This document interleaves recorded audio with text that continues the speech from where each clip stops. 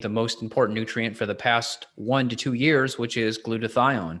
And you and I did a podcast early on, I think it was last spring, all about glutathione and how we use oral acetylated glutathione. We'll use liposomal glutathione. We'll even use nebulized glutathione.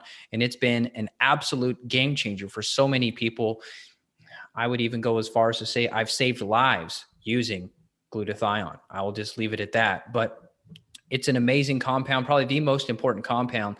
And our mentor, awesome guy, Dr. Kalish, he did a great talk very recently on glutathione, and he was showing how important glutathione is with the body, and the body will prioritize glutathione production even over methylation, and how important it is to really get this system working properly. And everybody's focused so much on methylation, and they're ignoring glutathione production. Everyone gets so caught up in MTHFR and genetic defects and all that, but they're totally missing the boat on glutathione. And this is your master antioxidant that is depleted during times of stress and during toxin exposure. So that could be any type of pathogen, that could be mycotoxins. We know that mold toxin will deplete glutathione.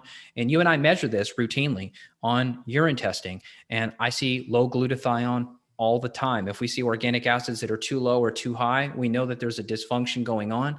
And this is something that can easily be remedied and supplemented. And we have very, very high quality sources that we use for people.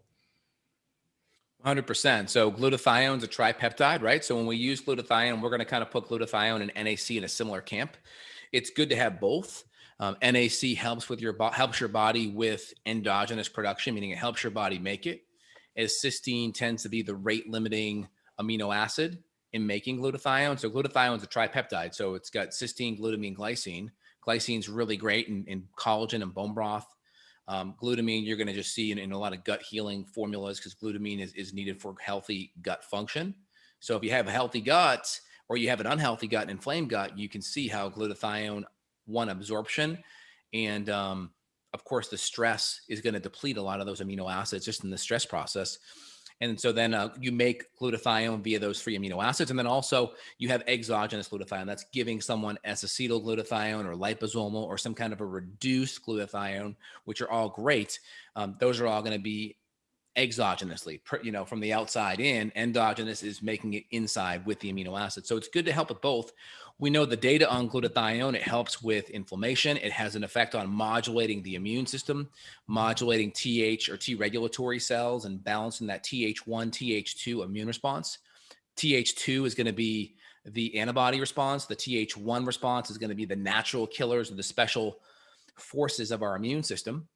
And then, of course, glutathione helps produce compounds like a lot of enzymes like catalase, and a lot of good natural disinfectants like superoxide dismutase and things that help with lung and inflammatory health inside the lungs. You're going to make a lot of these compounds with glutathione, which are very powerful on the immune side. Excuse me, I need some glutathione now. On the immune side, and also on the anti-inflammatory side. So like, for instance, with a lot of lung health issues or breathing issues, we may even give reduced glutathione in a nebulizer, because that is shown, according to research, to help with inflammation and to help with vasodilation in the lungs. So very powerful anti-inflammatory, very powerful disinfectants because of the superoxide dismutase and that catalase enzyme, which is really important for inflammation. Yeah, well said. I mean, every hospital, especially every ICU, especially with lung issues, I mean, every ICU should be passing out glutathione nebulizers. It's amazing that that's not standard practice. That's not standard procedure. We would see much, much, much healthier people, faster recovery times if that were part of the protocol. Yeah, I've had some patients with some serious lung issues who we nebulized some reduced glutathione, and within a day, we saw massive, massive improvement.